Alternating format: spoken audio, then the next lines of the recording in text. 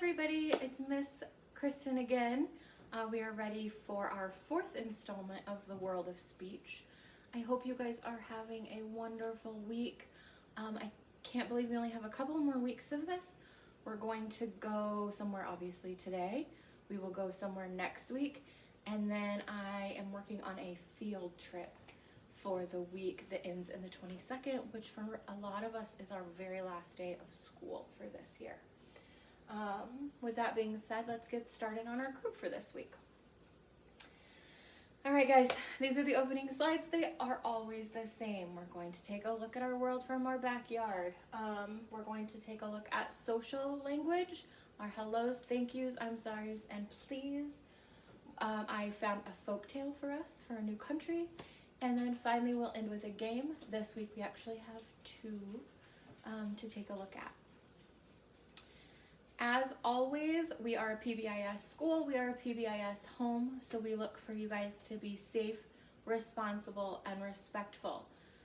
In that, we want you guys to try doing the work, to keep your body safe, and to just do the best that you can. Alright guys, here we go. Wonder where we're going today. So far we've been to North America with Mexico, and Europe with Italy, and Asia with Japan. There are a couple of continents we haven't been to yet. I wonder where we're going today. Welcome to Egypt. We have a student who suggested this, and I have never looked up things about Egypt before, so it was kind of fun. Egypt is at the top of a new continent that we haven't been to yet. Anybody know what continent Egypt is on? Great. Egypt is a part of Africa. It's the very north. And it comes over here and it touches the Middle East, or is part of it. I'm not 100% sure. And that's kind of part of Asia. So you've got Asia over here, Europe up here. It's very central. Egypt has been very important to the world. So here are some things we think about when we think about Egypt. We have the Sphinx and the pyramids. And finally we have the Egyptian flag. It's got three colors like a lot of the other flags that we've looked at, but instead of going vertically, it's going horizontally, and it has an eagle, a bird, kind of like Mexico did. It's kind of neat. Alright guys, it was a little bit harder for me to find videos to help you learn. So we're going to learn two ways to say hello, and then I'm going to show you a video of several polite phrases. We're going to do our best. A lot of you speak Arabic, which is what they speak in Egypt, but I guess the Egyptian dialect is just a little bit different. So watch, pay attention. You guys will probably be way better at this than I am. Alright, let's give it a try. My mouse does not like the glass table. Marhaba.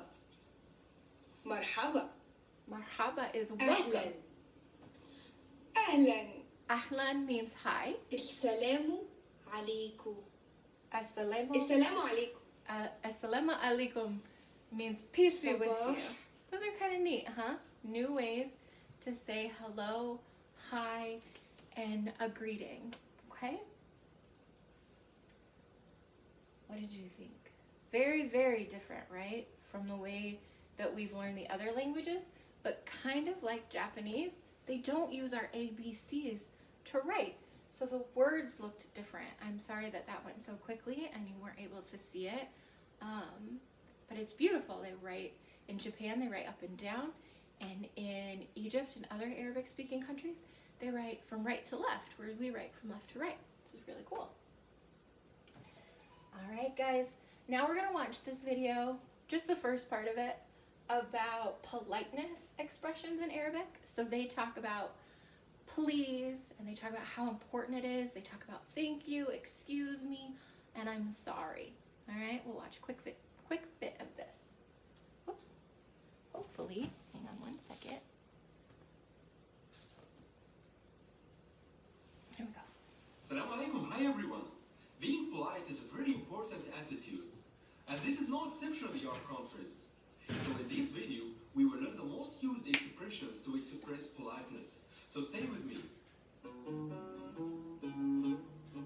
So he used that one version of hello, that peace be with you. Please. من فضلك. من فضلك.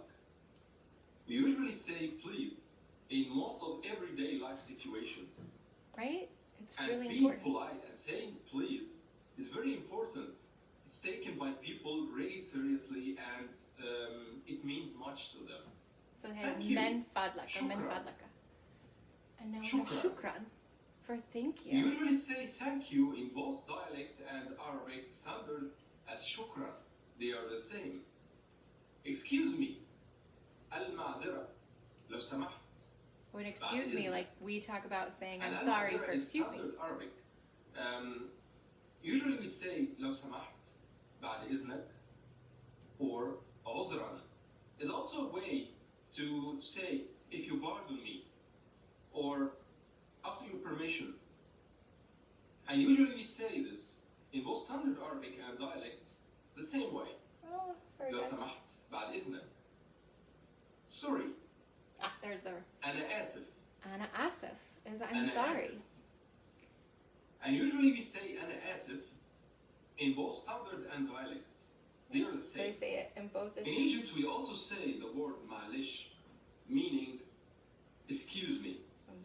So this is a dialect excuse word me. that you will hear in everyday life in Egypt, in Cairo, for example. All right, what did you think? It's very different, it's very neat, and it's a fun new way to try with your families at home. Again, practice saying hello when you walk into a room or when you call someone on the phone.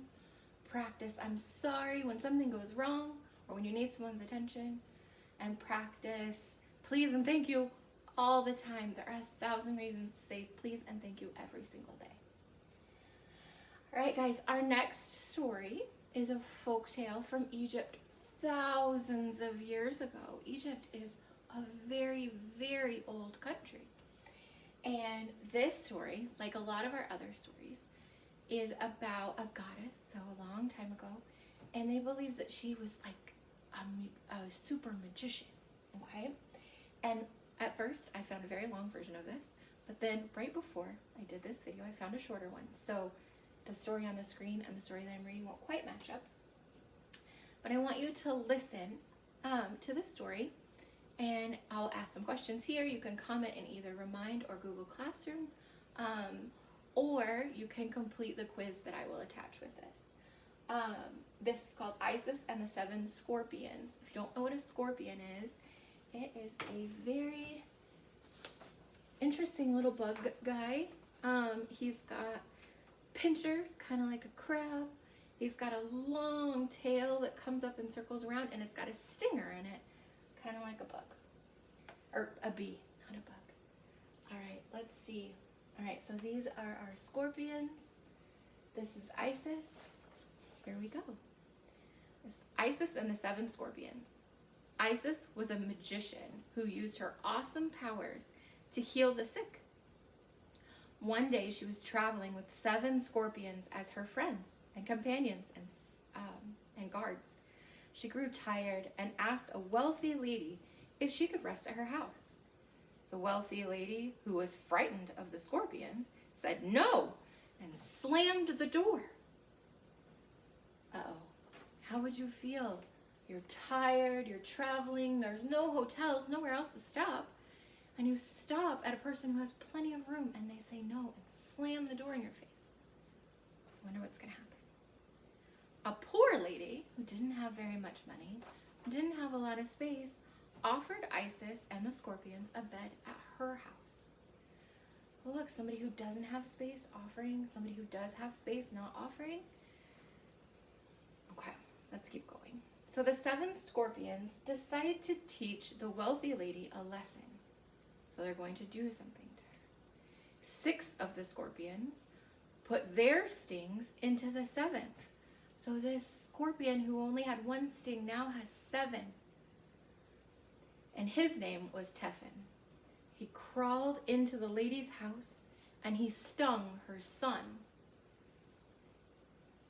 Isis heard the wealthy woman shouting for help. The boy became very, very sick because there's poison in the scorpion's sting.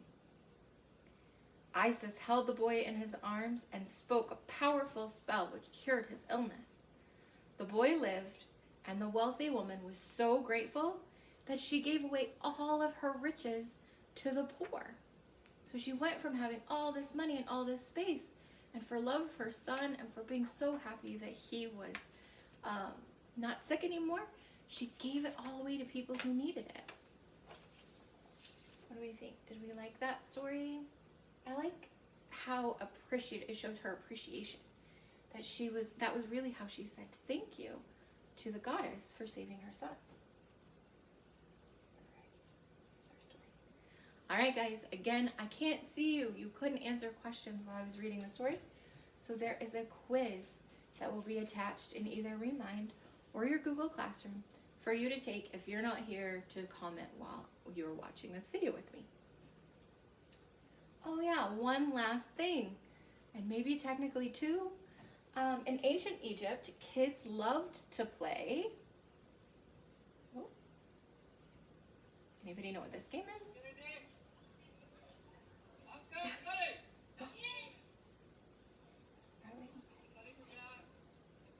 This is not Egypt, but... Oh, look, they're pulling a rope. They're pulling as hard as they can. There's another group over here pulling as hard as they can. This game's called Tug of War. Have you ever played Tug of War before?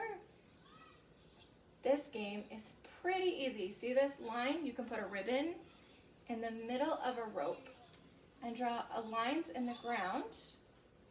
You make two teams, and each team holds a side of the rope and they pull. And the first team to pull the ribbon over to their side wins. You gotta be strong. You have to have strong people on your team.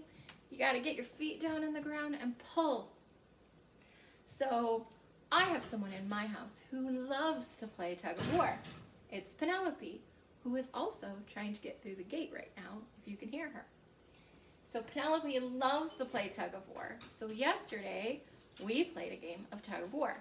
Now, if we watch this video, there's a special appearance by my mom's dog, Katie, who shows up to give Nell a helping hand so that she will win Tug of War. Hi, Mark. It's that tug. Oh, oh. See her, she pulls so hard. And there's Katie. Oh, you got a teammate. So they totally cheated, but they're so cute. Oh, puppies win. And the puppies won Tug of War. So this week, if you'd like, and if you have rope and somewhere safe to play, maybe give a try to Tug of War. If not, I found something else really interesting. Some of the oldest board games, think checkers and Connect Four and Chutes and Ladders, some of the oldest board games come from Egypt. This is an example of a game kind of like checkers, kind of very different, that people played in Egypt thousands and thousands of years ago. So if you don't want to play Tug of War, or you don't have anyone to play with you, get out your board games at your house and invite your family and have a family game night. Remember, use those pleases and thank yous if people play with you. All right, guys. That is the end of speech group for this week. I hope you enjoyed going to Egypt with me. Like I said, we will have one more speech group like this, and then hopefully we'll go on a field trip.